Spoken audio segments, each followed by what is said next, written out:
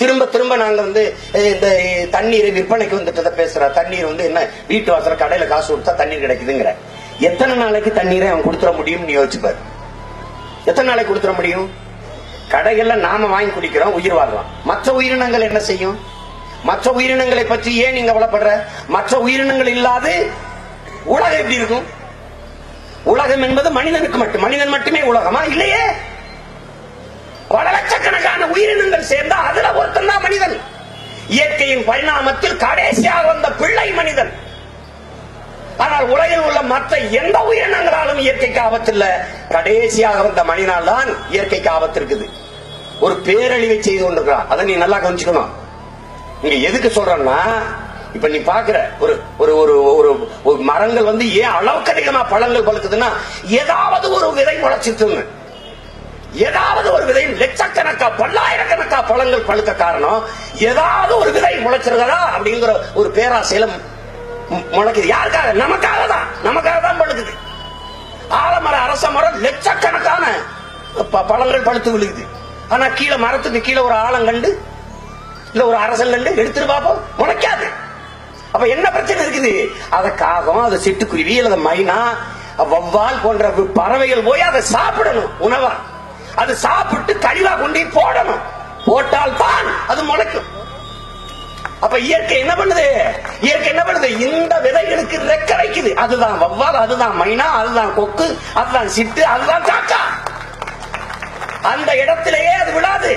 இந்த காக்கா தின்னுட்டு, மைனா தின்னுட்டு, இந்த வவ்வால் தின்னுட்டு, சிட்டுக்குருவி தின்னுட்டு பறந்து போய் மலைகள் மேல அங்க இங்க கழிவு போடுது. அங்கங்க மரங்கள் முளைக்குது. இப்ப காடு இருக்குது. மேற்கு தொடர்ச்சி மலை முழுக்க காடு. யாரு? நம்ம அப்பனா, நம்ம ஆத்தாளா நட்டது? நம்ம தாத்தாவா பாட்டனா நட்டது? இல்ல. அவ்வளவும் பறவைகள் நட்ட மரம். அதை கவனிச்சுக்கணும்.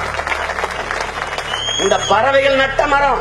அதை பாதுகாத்தது யார்? புலி, சிங்கம், யானை, கரடி, குரங்கு, மலைப்பாம்பு, இந்த நாகப்பாம்பு, இந்த வண்டுகள், பூச்சிகள் தான் அந்த காடுகளின் காவலர்கள். நல்லா நீங்க கவனிச்சுக்கணும். ஏன் அந்த காடு? அந்த காடுகள் குளிர்வாக இருக்கிறதுனாலதான், குளிராக இருக்கிறதுனாலதான் குளிர்ந்து மேலே போகிற நீராவி அப்படி மேகமா போற அந்த மேகம் அங்க போய் படுக்குது.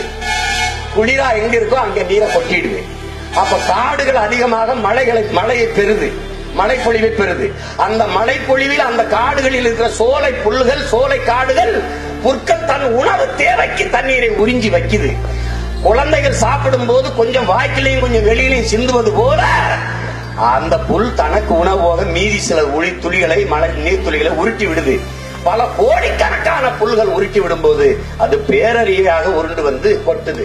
அது ஆறா ஓடி வருது. அதுல நீர் வருது. அந்த நீர்ல இருந்தா நமக்கு சோறு வருது. சோறுல இருந்தா உயிர் வருது. உயிர்ல இருந்தா ஊர் வருது. நல்லா கவனிச்சுக்க. ஊர்ல இருந்தா உலகம் வருது. எனவேதான் நீரின்றி அமையாது உலகு, இனி யார் யாருக்கும் வானின்றி அமையாது ஒடுக்கு என்று தமிழர் மறைபாடுது. இப்ப சிட்டுக்குருவி செத்துருச்சு, காக்கை செத்துருச்சு, எல்லாம் செத்துருச்சு. தண்ணியில கத்திட்டு இருக்க. அது சபிச்சுட்டு செத்துருச்சு. நாசமா போங்கடான்னு சொல்லிடுச்சு.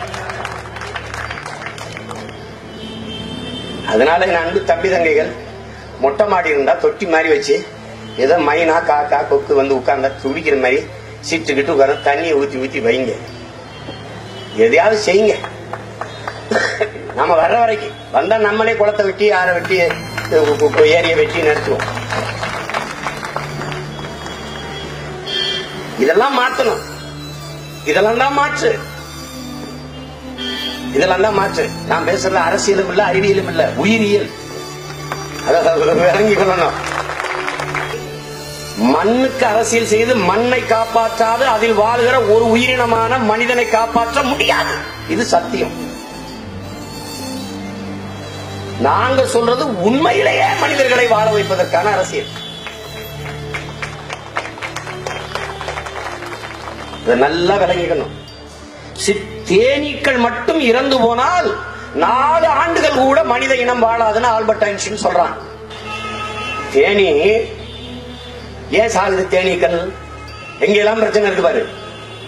ராணி தேனி கூட்டுல இருக்கு, அது கட்டளை இடுது. இந்த தேனீக்கள் எல்லாம் போகுது. பணி செய்கிற தேனீக்கள் போய் பூக்கள்ல தேனை உறிஞ்சுது.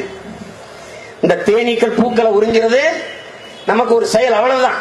தேனி போய் பூவுல தேனை எடுத்துட்டு வந்துருதுன்னு. அது என்ன வருது? அங்கதான் உயிர் பெருக்கம், உயிர் சூழல் உருவாகுது.